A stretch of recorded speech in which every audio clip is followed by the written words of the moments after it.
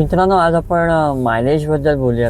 जेव्हा आपण नवीन गाडी घेतो किंवा इवन जेव्हा आपण सेकंड हँड गाडी घेतो तेव्हा सगळ्यात पहिला प्रश्न विचारतो, यार ॲव्हरेज किती आहे, मायलेज किती मिळतं. आणि त्याच्यावरती आपली पुढची गणितं अवलंबून असतात. बजेटप्रमाणे आपल्याला मायलेज सगळ्यात जास्तीत जास्त हवं असतं. मायलेज चांगलं मिळण्याचे भरपूर फॅक्टर्स आहेत. सगळ्यात पहिला आणि मोठा फॅक्टर म्हणजे इंजिनची कॅपॅसिटी. जर का इंजिनची कॅपॅसिटी जास्त असेल तर तुम्हाला मायलेज हे कमीच मिळणार आहे.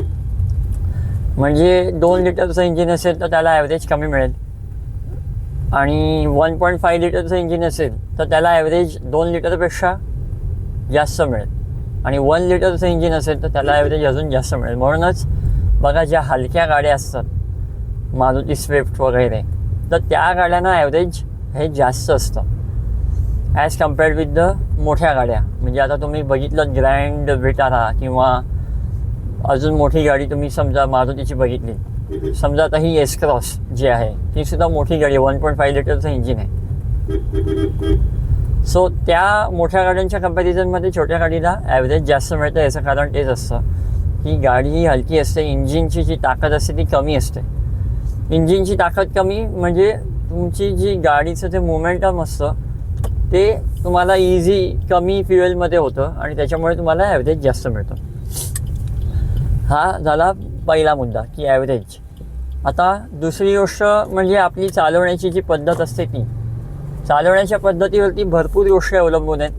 उदाहरणार्थ, आपल्याला समजा अचानक तुम्ही ब्रेकिंग केलं किंवा अचानक तुम्ही ॲक्सिलरेट केलं, रेव केलीत गाडी, की तुम्हाला मायलेज नाही मिळणार. तुम्ही इमॅजिन करा, तुम्ही गाडी चालवताना ॲक्सिलरेटर जास्त प्रेस करताय आणि अननेसेसरीली मग अचानक ब्रेक करताय. उदाहरणार्थ, आता स्पीड ब्रेकर आहे, तर स्पीड ब्रेकरपर्यंत जोरात जायचं स्पीडने आणि नंतर अचानक ब्रेक करायचं. खूप जणांना असं सवय असते, चालवण्याची स्टाईल असते.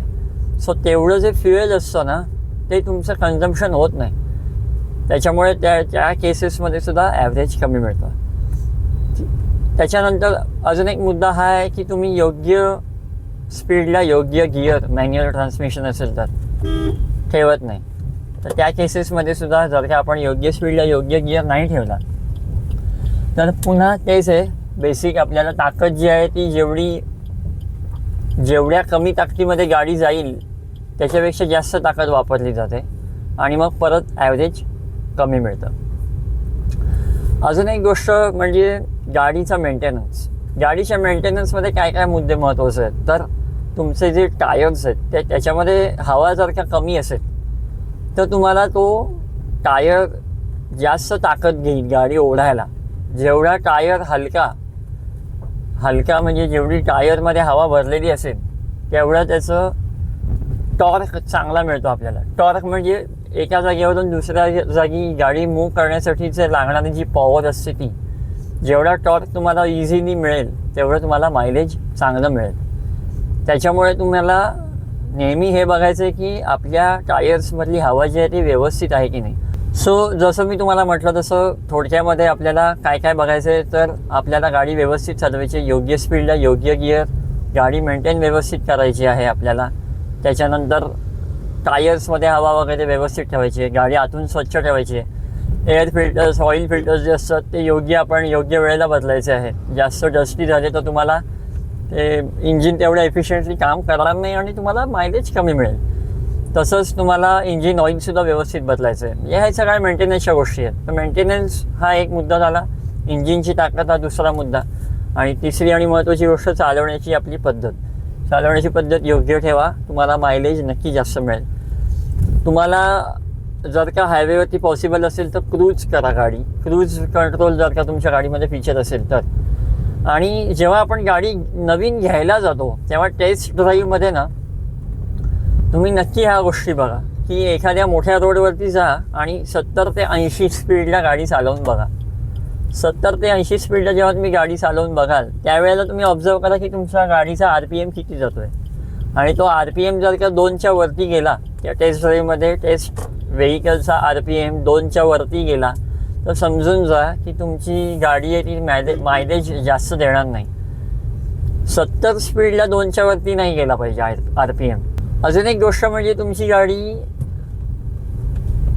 कमी स्पीडला जास्त गिअरमध्ये असेल तर तुमची गाडी जी आहे ती ताकद जास्त मागते. म्हणजे काय होतं की गाडीला ताकद जास्त अपेक्षित आहे पण तुमचा गिअर चुकीचा आहे, तर त्या केसेसमध्ये सुद्धा तुम्हाला गाडी स्टॉल करायला लागेल. लो एंड टॉर्क जो असतो गाडीचा तो कमी आहे तुमच्या त्या केसमध्ये, कमी पडतो.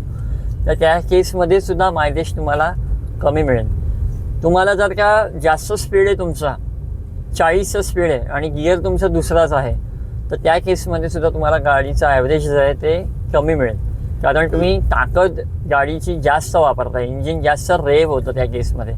इंजिन तेवढं वापरणं आवश्यकच नाही. इंजिनची ताकद तिसऱ्या गिअरला म्हणजे 30 ते 40 स्पीडला आपला तिसरा किंवा चौथा गिअर चालतो. पण जर का तुम्ही दुसऱ्या गिअरमध्ये गाडी चालवत असाल तर त्या केसमध्ये प्रॉब्लेम आहे. म्हणजे आहे ते तुम्हाला ॲव्हरेज कमी मिळेल. आजचा व्हिडिओ एवढाच होता. जर का व्हिडिओ आवडला असेल तर नक्की लाईक करा, शेअर करा, कमेंट करा. तुमचे मायलेजबद्दलचे काही अनुभव असतील, काही तुम्हाला जर का सांगायचं असेल मायलेजबद्दल, एखादी टिप द्यायची असेल, मी कुठली गोष्ट विसरलो असेल तर तीही नक्की ॲड करा. आणि व्हिडिओ आणि चॅनलला या सबस्क्राईब करा. आपल्या व्हिडिओजला व्ह्यूज येतात पण सबस्क्राईब खूप कमी लोक करतात. सो चॅनलला सबस्क्राईब करा. धन्यवाद. जय महाराष्ट्र. गाडी हळू चालवा आणि सेफ चालवा.